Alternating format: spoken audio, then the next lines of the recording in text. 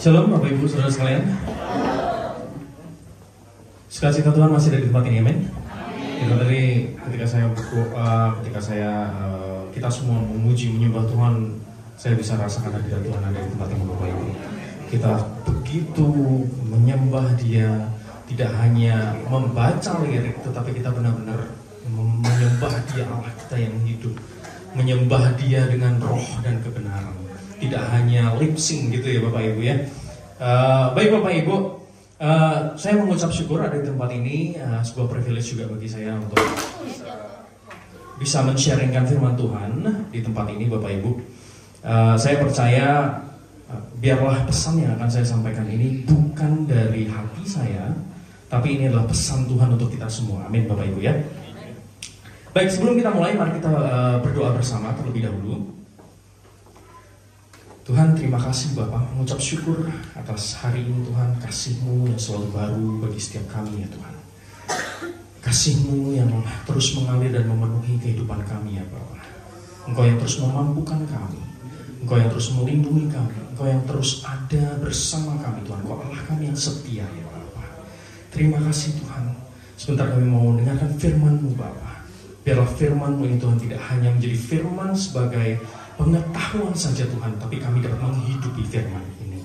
Kami dapat menjadi pelaku firman ini Tuhan. Kami mohon Tuhan Roh Kudus untuk memberikan kepada kami kekuatan, buka hati kami, buka pikiran kami, agar kami dapat menerima firman ini dan kami dapat melakukannya dalam kehidupan kami sehari-hari. Terima kasih Tuhan. Di dalam nama Tuhan Yesus Kristus, haleluya, amin. Baik Bapak Ibu, mungkin saya mau tanya dulu nih. Kira-kira saya perlu memperkenalkan diri dulu saya enggak ya? Karena kebanyakan di antara kita pasti sudah mengenal saya, tapi saya lihat ada beberapa yang malah saya belum kenal gitu loh.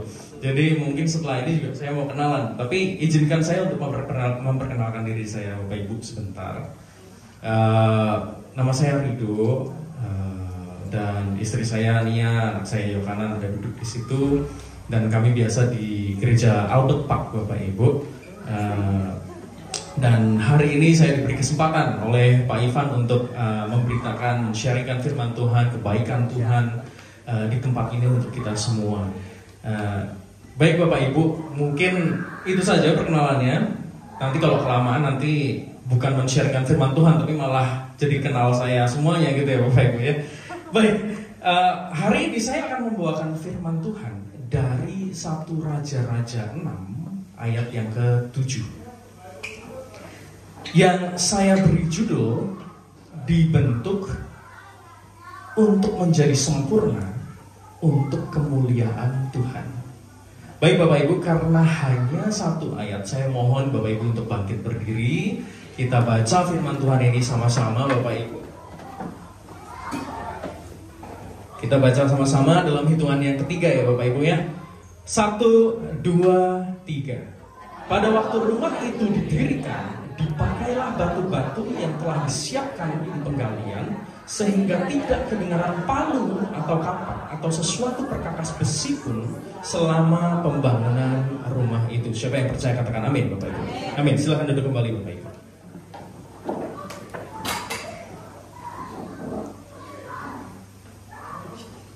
Baik Bapak Ibu, saya akan ceritakan background sedikit mengenai kitab Raja-Raja ini Bapak Ibu. 1 Raja-Raja ini, agar kita mengerti dahulu kenapa kita membaca 1 Raja-Raja 6 ayat yang ke-7.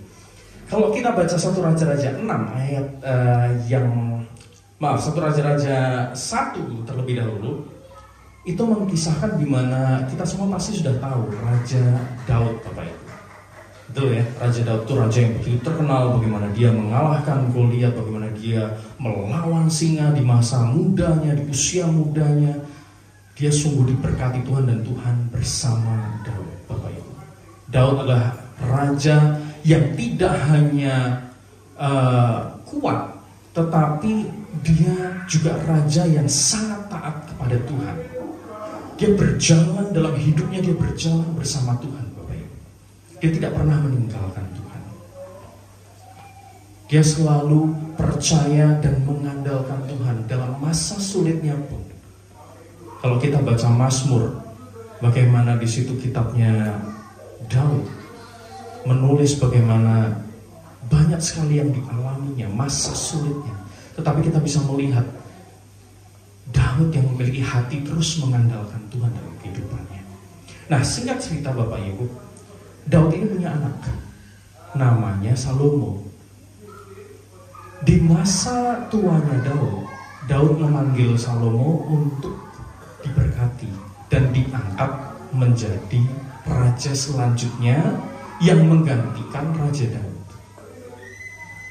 Dan pasti saya percaya juga, kalau kita bicara mengenai Raja Salomo ini raja yang sungguh sangat terkenal. Raja yang sungguh namanya bahkan sampai sekarang ini mungkin kebanyakan orang Kristen pasti sudah tahu siapa Raja Salomo ini. Bagaimana ketika kita baca di 1 Raja-Raja 3, kita bisa menemukan ketika Salomo berdoa dan bercakap-cakap dengan Tuhan. Tuhan bertanya, kamu minta apa? Tapi Salomo hanya minta satu hal. Apa Bapak Ibu? Hikmat. Betul. Dan apa yang terjadi setelah itu? Tuhan memberikan hikmat yang luar biasa melebihi semua manusia. Bahkan gak cuma hikmat, kerajaan yang dipimpinnya, kedudukannya, bagaimana Tuhan memperkuat dan memberkati kerajaannya luar biasa Bapak Ibu. Dan kita bisa menemukan selanjutnya di kitab Raja-Raja 5 kalau kita baca, bagaimana Raja Salomo ini memiliki kekayaan yang luar biasa. Bahkan semua raja-raja itu tunduk sama Salomo Bapak Ibu. Wow. Karena apa Bapak Ibu? Ketika seseorang berdoa, ketika Raja Salomo ini berdoa, dia gak minta, Tuhan berikan aku pasukan yang luar biasa biar kerajaan ini kuat, tidak terkalahkan. Ya Bapak Ibu. Tapi dia berdoa untuk meminta hikmat. Dan disitulah Tuhan amazed, Tuhan kagum gitu ya terhadap Salomo yang wah ini anak luar biasa. Mintanya hikmat, bukan kekayaan, bukan ketenaran, atau bukan prajurit yang kuat, tapi mintanya hikmat. Dan ketika kerajaan yang diberkati Bapak Ibu, barulah di situ Salomo menyiapkan segalanya untuk membangun rumah Tuhan.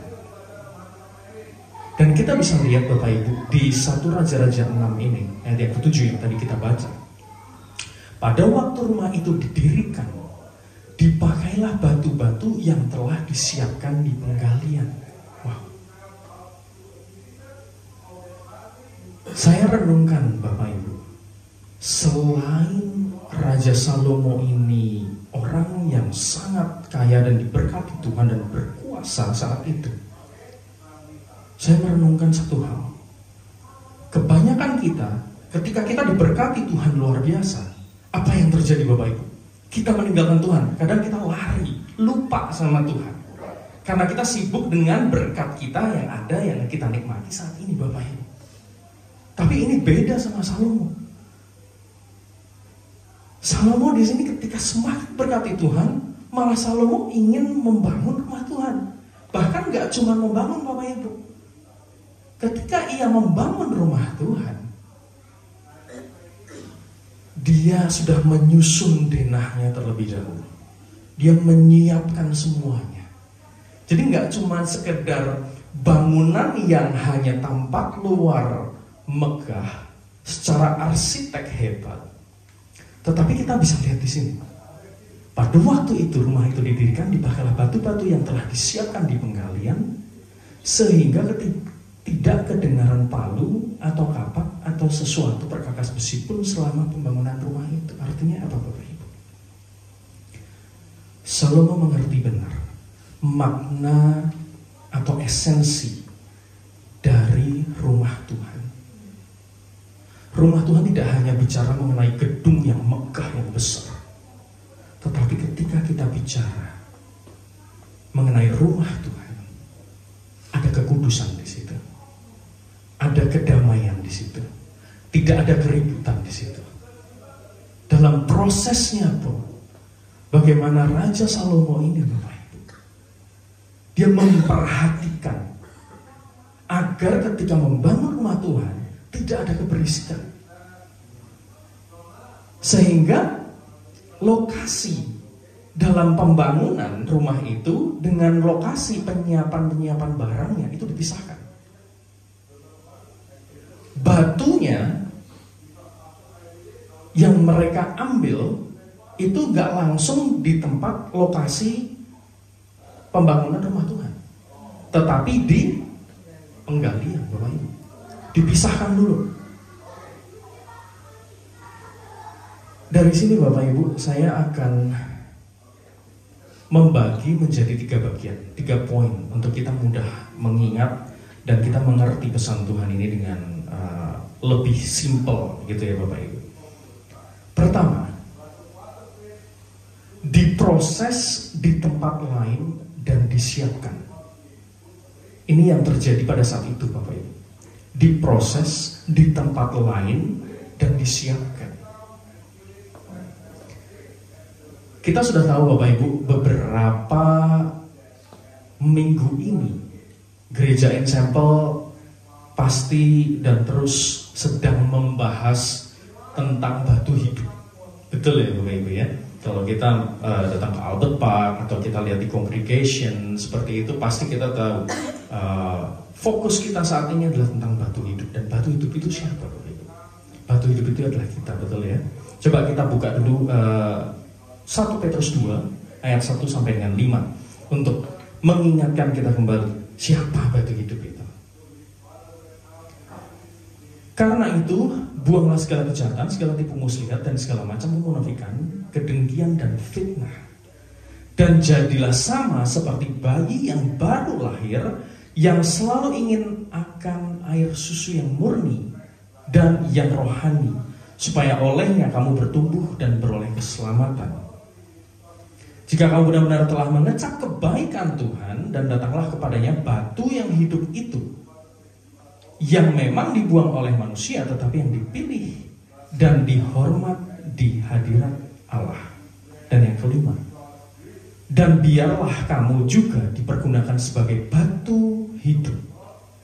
Biarlah kita juga Bapak Ibu dipergunakan sebagai batu hidup untuk pembangunan suatu rumah rohani, bagi suatu imamat kudus, untuk mempersembahkan persembahan rohani yang karena Yesus Kristus berkenan kepada Allah.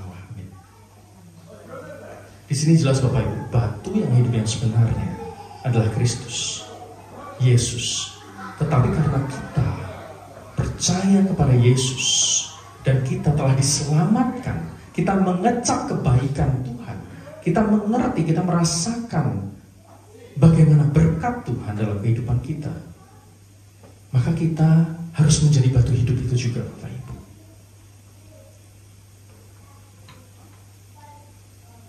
Kalau kita kembali ke 1 Raja-Raja 6 ayat yang ke-7, kalau dalam bahasa Inggrisnya, and the house when it was in building was built of stone, made ready before it was brought thither. Artinya apa Bapak Ibu? Batu itu yang tadi saya bilang nggak langsung dibawa ke lokasi pembangunan, tetapi dibawa dulu di penggalian untuk disiapkan, diolah dulu. Jadi batu itu dipahat, ditata, sehingga ketika batu itu siap, diukur dulu, sehingga pas ukurannya itu seperti apa yang sudah didesain, batu itu baru dikirim ke lokasi pembangunan. Agar di dalam lokasi pembangunan nggak ada perlu lagi motong-motong batu lagi, nggak ada. Tapi semua yang sudah dibawa itu sudah pas ukurannya. Nah, prosesnya adalah di tempat penggalian, dipotong, ditata. Disitulah tempat yang paling berisik dalam proses pembangunan bait Allah saat itu Bapak Ibu. Saya ada sedikit contoh seperti ini. Kakek saya semasa hidupnya, dia sopir bus malam Bapak Ibu di Indonesia. Dan ketika dia nggak jadi supir bus, nggak ada job untuk, misalkan belum jadwalnya untuk jadi supir bus malam, dia ngambil job itu menjadi penatah batu. Maka dari itu ketika saya membaca ini, oh iya saya ingat, ini relate sekali. Kakek saya Bapak Ibu dikirim orang 1 truk batu kali. Kita tahu ya batu kali itu ukurannya segini-segini besar-besar dan bentuknya itu ada yang lonjong ke samping, ada yang bentuknya agak segitiga, tapi nggak yang runcing. Batu kali itu tumpul semua, gitu. Dikirim 1 truk ke rumah, dan di dalam rumah ketika sudah dikirim batu kali itu, sama kakek saya diajak untuk nemenin duduk di sampingnya, natah batu itu Bapak. Batu kalinya itu ditatah kecil-kecil, benar-benar kecil-kecil sampai seukuran segini. Fungsinya apa Bapak Ibu? Setelah semua ditatah, itu semua dikirim ke lokasi pembangunan. Nah, ketika kakek saya natah batu itu, wah berisiknya luar biasa. Di situ ada pukul besi, ada kayak linggis tapi yang kecil gitu kan, buat nutuk-nutuk gitu. Wah, berisiknya luar biasa. Sudah berisik, kerikil-kerikil pecahannya tuh bisa lari kemana-mana. Jadi kalau kita nggak hati-hati, itu kerikil juga bisa masuk mata juga. Bisa bayangkan Bapak Ibu, Salomo mendesain pada saat itu. Dia mengerti arti kekudusan rumah Tuhan. Dia membangun rumah Tuhan dan membedakan lokasi dari lokasi pembangunan dan lokasi penyiapannya. Ketika saya mengerti ini Bapak Ibu, luar biasa ya Salomo ini ya. Sampai sebegitunya Salomo itu taat dan hormat sama Tuhan. Padahal kalau mau dibilang, bisa saja secara kedagingan manusia ketika dia sudah diberkati, dia malah lari dari Tuhan. Tetapi dia menguduskan Tuhan sebegitunya. Wow. Kita bisa lihat hati Salomo ini luar biasa Bapak Ibu. Kita lihat terlebih dahulu, saya ada beberapa searching. Dalam KBBI, Kamus Besar Bahasa Indonesia, kata proses adalah rangkaian tindakan atau pembuatan atau pengolahan yang menghasilkan produk. Maksudnya apa? Kalau tadi ketika kakek saya menatah batu dari batu kali yang ukuran besar, dibuat jadi kecil, itu kan menjadi produk yang baru ya. Dan tentu itu memiliki tujuannya kan. Tujuannya yaitu memang batu kecil-kecil itu untuk pembangunan yang membutuhkan batu yang ukurannya segitu, yang memang ukurannya kecil. Dan saya percaya ketika pembangunan di rumah Tuhan pada masa Salomo ini Bapak Ibu, batu itu yang dikirim ukurannya pasti beda-beda. Tetapi dengan desain yang luar biasa, batu itu udah diukur dan ditatah sedemikian rupa, ukurannya pas, dan fungsinya juga jelas. Misalkan batu ini, oke, ini kasih batu A nanti dipasang di sudut kiri, jangan di sudut kanan, gitu ya. Nah, kalau sampai salah naruh, itu nggak mungkin bisa jadi bangunan yang kuat Bapak Ibu. Contohnya seperti ini. Saya sering nemenin anak saya, karena anak saya umurnya baru 3 tahun. Dia suka banget mainan Lego. Kita tahu Lego ya Bapak Ibu ya. Lego itu kan yang blok terus dipasang-pasang gitu ya. Saya beli Lego dari Indonesia. Kalau beli di Indonesia harganya murah Bapak Ibu, cuma 80.000. Kalau di sini saya lihat, wah, $50, $70 gitu. Saya beli di Indonesia cuma 80.000 gitu. Terus saya bawa ke sini gitu kan, saya mainnya di sini gitu. Nah, ketika saya buka Lego itu, ada desain yang sudah mereka siapkan, yaitu bentuknya bangunannya rumah istana. Caranya menyusun bagaimana mereka sudah siapkan dalam desain kertas itu. Step pertama, taruh yang blok warna kuning di pojok kiri. sebelahnya blok warna merah, sebelahnya blok warna biru dengan ukuran yang giginya ada 6, ada yang giginya cuma 4, seperti itu. Itu semua udah ada ukuran-ukurannya, betul ya Bapak Ibu ya? Sama dengan Salomo ini. Ketika Salomo membuat proses daripada bait Allah ini Bapak Ibu, semuanya sudah diukur secara rinci sehingga tidak ada sesuatu yang meleset ketika batu itu sudah jadi dan dikirim ke lokasi. Sama halnya dengan kita Bapak Ibu. Kira-kira kalau kita ini batu yang hidup, tentu saya gambarkan sebagai batu yang bentuknya itu masih nggak berbentuk kotak gitu ya Bapak Ibu ya. Tapi batu itu mau dibentuk kotak agar bisa disusun.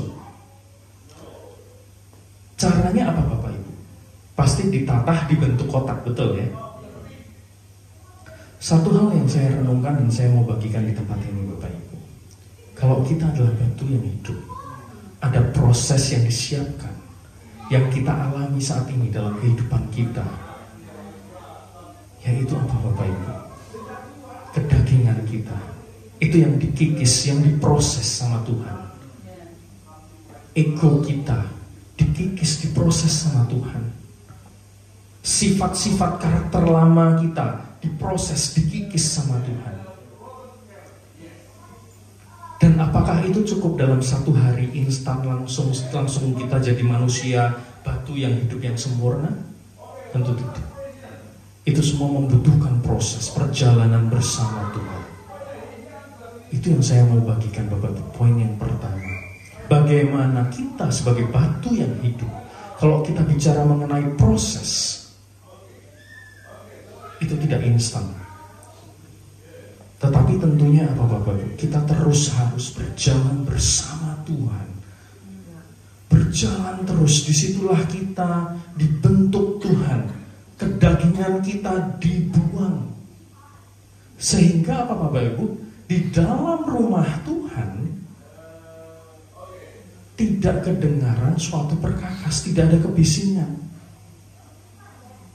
Bayangkan seperti ini Bapak Ibu, saya ambil contoh di dalam gereja ini. Kalau pelayan-pelayan musiknya, ini tadi saya lihat, saya bilang ke istri, ini pelayan musiknya hebat, ini pemusiknya luar biasa nih gitu, kompak banget gitu ya, wah ini musician nih gitu, bagus nih gitu. Saya jadi pengen belajar nih gitu. Tapi Bapak Ibu bisa bayangkan, kalau misalkan keyboardisnya main di kunci E, gitarnya main di kunci A, kira-kira bisa nyambung gak Bapak Ibu? Beda, gak bisa nyambung Bapak Ibu. Jadi fals, betul. Sama halnya dengan kita Bapak Ibu. Kalau kita batu yang hidup tapi kita tidak bisa menyamakan nada, menyamakan standar. Kalau kita bicara dalam dalam Petrus tadi, 1 Petrus tadi ayat 2,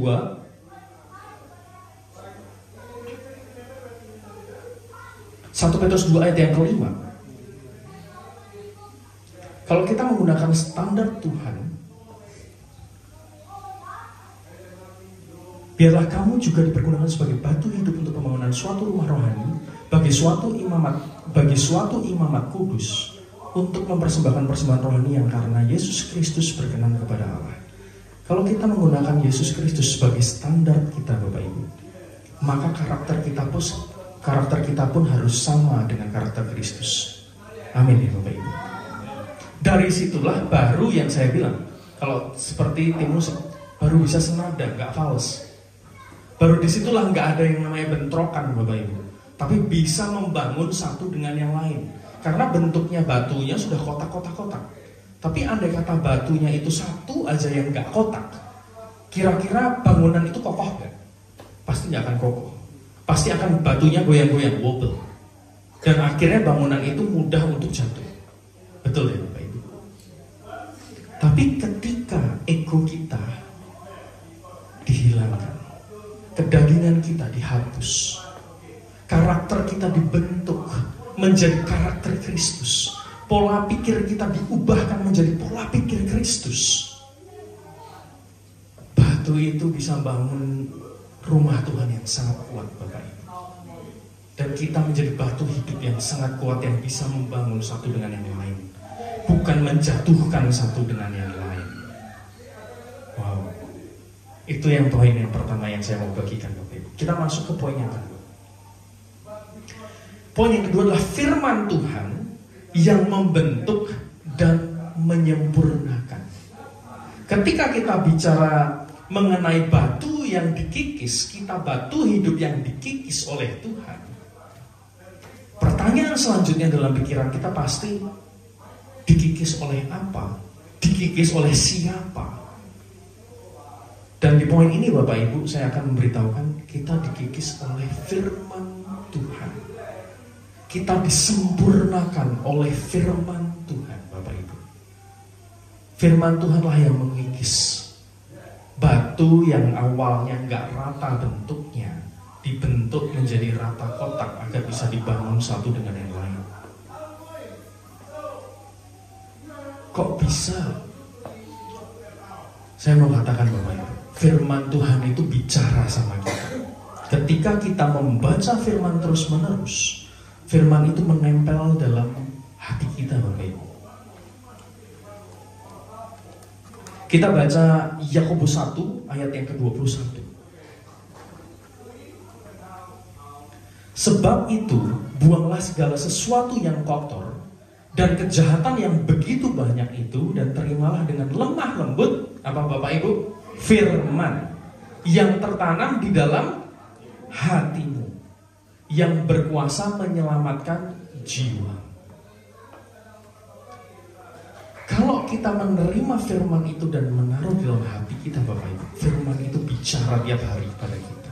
Saya kasih contoh seperti ini. Saya dulu Bapak Ibu orangnya cukup emosian, bahkan sampai sekarang masih emosian. Tetapi terus firman itu yang mengendalikan saya dan mengontrol saya gitu loh. Bahkan istri saya juga sering sekali mengingatkan saya, jangan gitu, udah mengalah saja gitu. Contoh simpelnya itu seperti ini Bapak Ibu. Contoh simpelnya itu seperti ini. Ketika saya driving di jalan, ada yang nge-take over saya, dan nge-take overnya itu langsung motong. Saya nggak terima, karena saya merasa, gak sopan banget nih orang. Coba aku take over balik, aku potong balik, biar dia ngerasain apa yang aku rasain. Saya tipe orangnya seperti itu Bapak Ibu.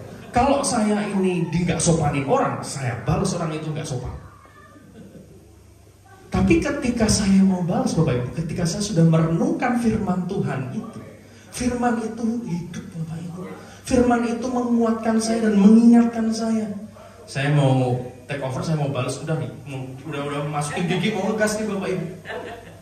Firman itu bicara, katanya sudah manusia baru, kok manusia lamanya masih mau ngegas gitu. Katanya sudah pelayanan, kalau yang disalib ternyata Pak Ivan, gimana coba? Wah, nanti urusannya ribet ini ya gitu kan. Tapi itu Bapak Ibu, yang saya mau ceritakan adalah firman itu berbicara terus kepada saya, mengingatkan saya dan menyempurnakan saya. Saya tidak bisa bilang bahwa semua orang di dunia ini adalah sempurna dan suci, tidak. Tetapi oleh karena firman itu yang kita renungkan terus, itu yang akan menasehati kita terus, itu yang akan menyempurnakan kita terus, itu yang menghilangkan ego kita terus Bapak Ibu, itu yang menghilangkan, mengikis kedagingan kita Bapak Ibu. Itulah firman Tuhan. Jadi Bapak Ibu, sangat penting sekali kalau di ensemble ini banyak ada 738, ada doa pagi. Kalau yang anak muda ada Enlight Radiant Fellowship. Banyak sekali persekutuan-persekutuan Bapak Ibu. Dan di situ saya percaya persekutuan bukan persekutuan untuk ngegosip, tetapi persekutuan untuk saling menguatkan, dan kita membaca firman Tuhan. Kita mendapatkan firman Tuhan melalui persekutuan-persekutuan itu juga. Disitulah kita dibangun, dikuatkan. Jangan sampai ada sebuah persekutuan yang saya pernah masuk Bapak Ibu, sebuah persekutuan. Loh, ini firman Tuhannya mana? Kok malah ngomongin orang? Kok malah ngegosip? Wah, saya percaya Bapak Ibu, kalau yang persekutuan ini sampel, saya yakin dan percaya nggak seperti itu. Maka dari itu Bapak Ibu, saya encourage untuk 738 doa pagi dan apapun fellowship, ada pemuritan hari Selasa, mari Bapak Ibu kita ikuti. Disitulah kita mendapat firman Tuhan, disitulah kita dikuatkan agar firman itu tertanam dalam hati kita. Amin Bapak Ibu. Habis dari sini saya coba mau melihat Bapak Ibu, Zoom-nya penuh apa enggak Bapak Ibu? Oke, baik Bapak Ibu. Kita baca di Roma 12 ayat yang kedua. Janganlah kamu menjadi serupa dengan dunia ini, tetapi berubahlah oleh pembaruan budimu, sehingga kamu dapat membedakan manakah kehendak Allah, apa yang baik, yang berkenan kepada Allah, dan yang sempurna. Amin. Janganlah kita sama dengan dunia ini. Kalau kita pada bicara masalah batu yang awalnya bentuknya aneh-aneh macam-macam, tapi dikikis agar batu itu menjadi kotak dan siap untuk pembangunan. Ketika batu itu sudah siap menjadi batu yang kotak untuk pembangunan, atau bentuknya segitiga atau apapun yang sudah dirancangkan, sudah didesain, maka batu itu sudah tidak lagi sama dengan batu yang di luar sana yang belum dikikis atau ditatah. Betul ya? Di sini ditegaskan kembali Bapak Ibu di ayat ini, Roma 12 ayat 2. Janganlah kamu menjadi serupa dengan dunia ini, tetapi berubahlah oleh pembaharuan budimu. Ketika firman Tuhan ada di hati kita, pola pikir kita diubahkan. Ketika firman Tuhan ada dalam hidup kita, cara perilaku kita pun diubahkan. Kita bukan lagi manusia lama, tetapi kita sudah manusia baru. Dan kalau kita bicara manusia baru, bukan berarti setelah menjadi manusia baru, setelah kita dibaptis menerima Tuhan, misalkan seperti itu, menjadi manusia baru, ciptaan baru di dalam Tuhan, bukan berarti orang tersebut langsung sudah nggak mungkin berbuat salah, nggak mungkin berbuat dosa. Nggak Bapak Ibu. Tendensi manusia daging adalah jatuh ke dalam dosa.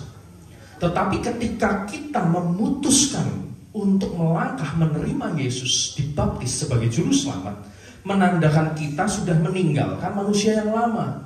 Yaitu apa? Saya mau dong, diri saya masih kosong nih, diisi yang baru pakai firman Tuhan. Diisi yang baru, disempurnakan pakai firman Tuhan. Karena manusia lamanya sudah mati, menjadi manusia yang baru, ciptaan yang baru. Itulah fungsinya firman Tuhan Bapak Ibu. Ketika semakin kita melekat pada firman Tuhan, firman yang hidup, disitulah firman akan mengingatkan kita terus. Dimanapun kita berada, dalam kita bertutur kata, dalam hal misalkan bercanda pun, sudah nggak lagi mungkin masa lalunya bercanda suka banget nih, bercanda jorok gitu kan. Tapi karena sudah di dalam Tuhan, bercanda pun dia tahu batasnya.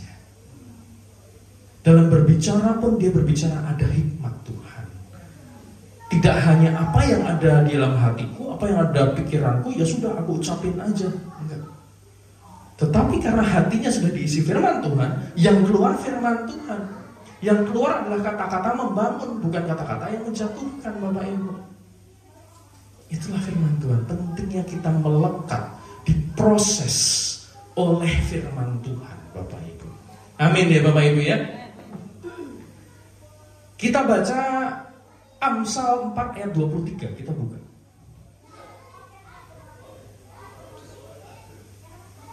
Amsal 4 ayat yang ke-23.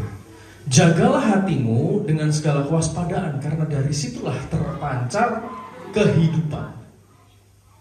Seperti yang saya bilang Bapak Ibu, hati ini tuh penting sekali. Apa yang ada dalam hati kita biasanya akan langsung naik ke dalam pikiran dan menjadi sebuah tindakan. Kalau hati kita iri dengki, maka biasanya tindakannya adalah tindakan menjatuhkan orang yang kita irikan itu. Menjatuhkan orang yang kita benci. Tetapi ketika hati kita dipenuhi oleh firman Tuhan, yaitu salah satunya misalnya, kasihilah sesamamu manusia seperti kau mengasihi dirimu sendiri. Kita adalah bait Allah.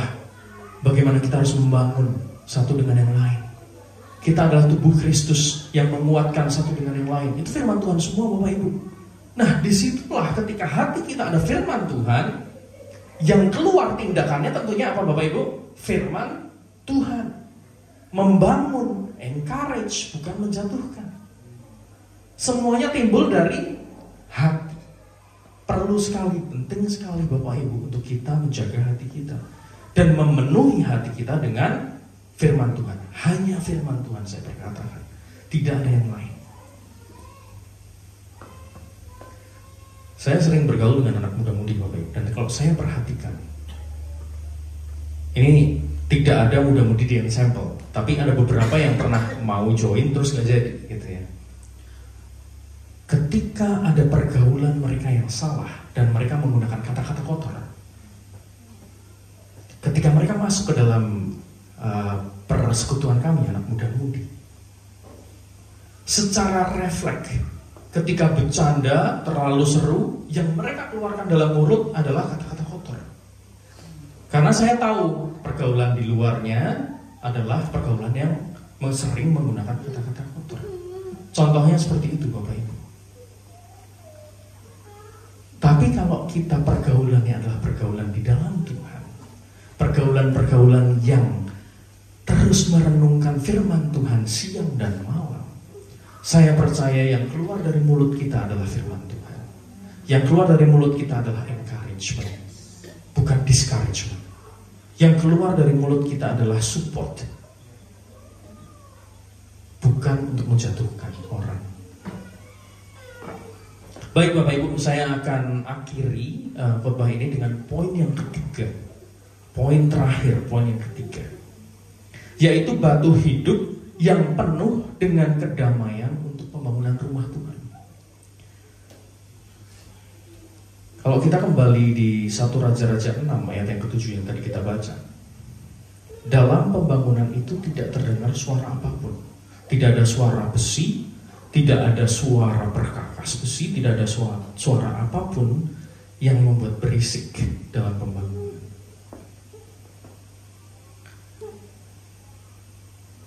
Ketika kita sudah menjadi batu yang sempurna, sudah dibentuk, sudah dikirim ke lokasi pembangunan rumah Tuhan, kita bisa menjalankan fungsi kita masing-masing, Bapak Ibu. Kita bisa melakukan bagian kita masing-masing, dan disitulah sudah tidak ada lagi keributan. Ketika kita belum menjadi batu yang sempurna sesuai apa yang sudah didesain, tetapi dipaksakan dikirim ke lokasi, yang terjadi apa Bapak Ibu?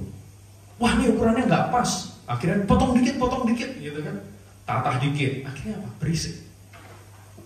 Tetapi ketika kita menjadi ukuran yang pas, yang sudah didesain, mau bentuknya segitiga atau apapun itu untuk fungsinya dan tujuan tertentu, ketika dikirim, mereka tinggal ditaruh. Dan disitulah tidak ada keributan. Sama halnya dengan kita Bapak Ibu. Ketika kita sudah dibentuk Tuhan melalui firman Tuhan, kita disempurnakan Tuhan, saya percaya ketika kita di dalam rumah Tuhan, sudah tidak ada lagi yang namanya noise atau keributan. Saya percaya Bapak Ibu, sudah gak ada lagi yang istilahnya gini. Kalau kita lihat ada dua sudut pandang dalam rumah Tuhan saat ini, yaitu misalkan gereja ini. Ketika kita sudah menerapkan firman Tuhan dan kita sudah mengerti firman Tuhan, di rumah Tuhan ini gak ada keributan Bapak Ibu. Tapi yang ada apa? Kita membangun satu dengan yang lain. Tetapi kalau misalkan kita belum disempurnakan oleh firman Tuhan, belum dibentuk oleh firman Tuhan, Di dalam gereja ini Bapak Ibu, masih ada yang rasanya ego, gak mau kalah. Gak dong, aku maunya gini. Jangan, bagus main di kunci G aja, gitu kan. Daripada di kunci E, mending G aja. Wah, akhirnya mereka ribut, gitu. Misalkan seperti itu. Tapi ketika ada ego, sudah tidak ada ego, sudah disempurnakan oleh firman Tuhan. Biarlah semuanya untuk kemuliaan Tuhan. Disitulah ada kesatuan. Standarnya, fondasinya siapa? Yesus. Disitulah kita disempurnakan dan dibentuk. Bentuknya, ukurannya sama. Yaitu apa? Motivasinya sama. Memuliakan Tuhan. Kalau kita lihat dalam pembangunan rumah itu, rumah apa? Rumah Tuhan. Sekarang kalau kita lihat fungsi rumah Tuhan apa Bapak Ibu? Yaitu mempersembahkan sebuah persembahan, korban, bau-bauan yang harum untuk Tuhan. Betul ya Bapak Ibu? Begitu juga setiap kita. Ketika kita sudah dikikis oleh firman Tuhan, semua yang kita lakukan menyenangkan hati Tuhan. Semua yang kita lakukan membawa bau-bauan yang harum buat Tuhan. Sama halnya di dalam gereja. Pelayanan tim musik, wow. Multimedia, semuanya bisa bersatu untuk kemuliaan Tuhan. Kita dimanapun, di tempat pekerjaan, di sekolah, di rumah, kita dapat menjadi berkat. Untuk apa Bapak Ibu? Membawa kabar baik, membawa Injil di tengah-tengah masyarakat di sekitar kita. Karena apa Bapak Ibu? Balik lagi, seperti yang poin kedua, hati kita sudah dipenuhi oleh firman. Maka yang kita berikan adalah encouragement firman. Disitulah nama Tuhan dimuliakan. Di tempat pekerjaan kita tidak serupa dengan dunia ini. Kita beda. Bedanya apa? Kalau orang lain di sana, di luar sana kerja sikut kiri, sikut kanan, yang penting gue naik jabatan. Tapi karena kita sudah mengenal firman Tuhan, kita melakukan semuanya yang terbaik. Kita melakukan semuanya untuk Tuhan, sehingga tidak ada celah untuk orang juga menjatuhkan kita. Tetapi kita menjadi excellent dalam segala hal. Kita memiliki excellent spirit bersama Tuhan. Disitulah Bapak Ibu, kita menjadi batu yang sempurna, yang sudah didesain untuk rumah Tuhan, untuk memuliakan Tuhan. Amin Bapak Ibu. Kita semua mau dibentuk untuk kemuliaan Tuhan. Kita semua mau dikikis untuk Tuhan Bapak Ibu. Saya angkat tangan juga Bapak Ibu, saya mau untuk dikikis terus oleh Tuhan. Amin Bapak Ibu. Mari kita berdoa. Tuhan, terima kasih Tuhan. Engkau baik, Engkau sungguh baik ya Bapak. Kasih-Mu yang terus mengalir dan selalu baru dalam kehidupan kami ya Tuhan. Kami sekarang mau bersatu hati Tuhan. Ini kami, ini hidup kami. Bentuk kami, ubah kami. Make me and mold me to become like you, Lord. Untuk menjadi seperti Engkau Tuhan. Bentuk kami, ubah kami, karakter kami Tuhan, untuk kami dapat menjadi karakter Kristus. Sehingga nama-Mu terus dimuliakan Bapa dalam kehidupan kami. Dimanapun Engkau kami tempatkan Tuhan, kami dapat menjadi berkat. Nama-Mu dimuliakan melalui kehidupan kami. Dan banyak orang diselamatkan melalui kesaksian-kesaksian kami. Terima kasih Tuhan, hamba-Mu telah selesai menyampaikan firman-Mu. Biarlah firman ini Tuhan tidak hanya sebatas hanya knowledge, tetapi kami mau melakukan firman ini Tuhan. Kami mau dikikis terus, kami mau disempurnakan terus Tuhan. Kami mau menjadi batu yang hidup itu Tuhan. Kami mau menjadi batu yang saling menguatkan. Kami enggak mau Tuhan serupa dengan dunia ini. Terima kasih Bapak. God, you're so good. You're so good to me. You're so good to us. Thank you Jesus. In Jesus' name we pray. Hallelujah. Amen.